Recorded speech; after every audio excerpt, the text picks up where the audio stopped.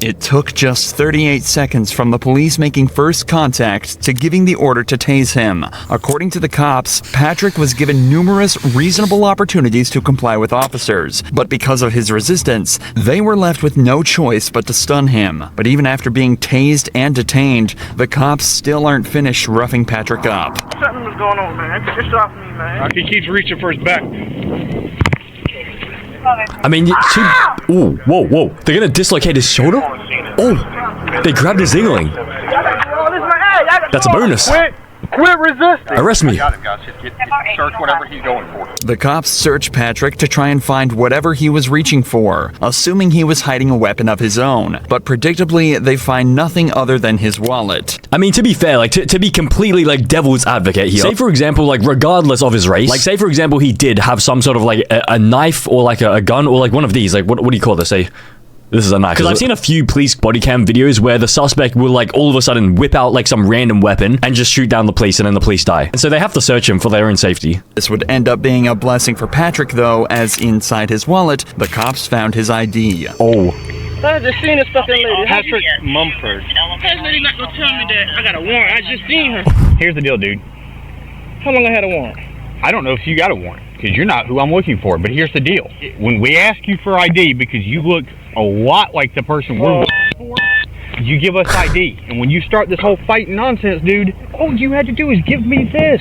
But the way you came up asking me out of nowhere. Remember, the cops never once asked for Patrick's ID during the initial interaction. In a later report, the cops also stated that they were worried he was reaching for a weapon when he was shuffling back in the car. Wait, but that means he was probably trying to reach for his ID. He was probably just trying to reach for his ID, try find his ID in his car so that he could show it to the police so that he wouldn't get tased like that. But instead, he did get tased. Bro, even though this is super blurry, you can still see, like, the amount of shock. Like, look at his face. He knows he's about to get fired. Like, 100% they must have got fired after this, surely. But I mean, gaslight, do they start gaslighting the guy, like, trying to make it like it was his fault? I mean, to be fair, I feel like it's half-half. Because the police officers, yeah, they should have immediately asked for ID. And then the suspect probably should have given ID to begin with. So, do you think they would have been okay with him reaching into his back pocket for his wallet? He wasn't given any chance to correctly identify himself, but now the cop is patronizing him and saying he caught a case he didn't need to get. And above all, he's still being manhandled and forced onto the hood of their patrol vehicle. What's the guy name?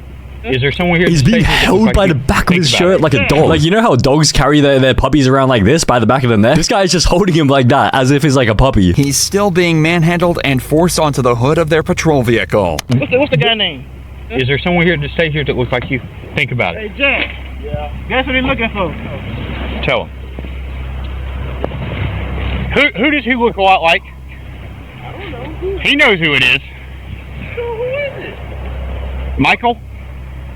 He is not Michael. Okay, I know that now. Oh, they thought it was my son? Yes! Really? They don't even look nothing alike? And then besides that, we got, they look exactly. Oh, wow. I'm looking at that picture. I mean... Don't they look not alike? Wrong. Okay, are we wrong? For the record, this is the man they're looking for. It's difficult to draw even a single similarity in appearance, but the cops apparently saw so many that they were comfortable with discharging a weapon at Patrick. Bro, they're not even the same age. This guy looks like he's like 12 years old. This guy hasn't even gone through puberty yet. And this guy is a fully grown man. He has a beard and everything. Bro, this guy doesn't even have any facial hair. Also, they say the suspect's mother just comes out of nowhere. So is the suspect Michael Clay? So Michael Clay's mother just comes out of nowhere? She sees this random dude getting, like, manhandled by the police. And she says, oh, they thought this random dude was my son? Like, my son should be in here, in this position, being manhandled by the police. And then they do some prisoner trade between this guy and, like, the actual suspect. Sort of like how Russia and America did that prisoner trade, like, ages ago.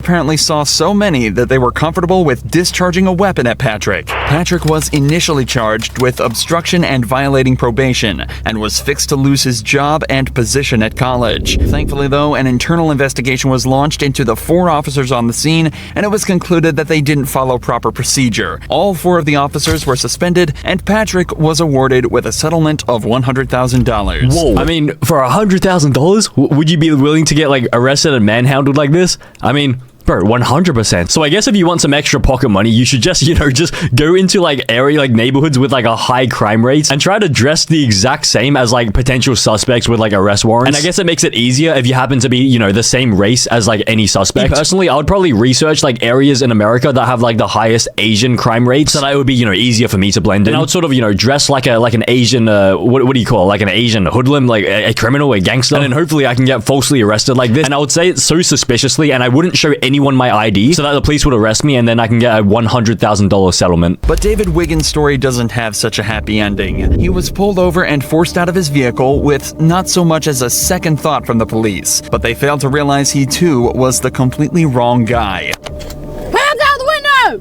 Take your right hand up in the door. Gunpoint? Get on the ground. Wait, he has... On the ground. Don't tell me this. Okay, bro, they're pulling out the gun already?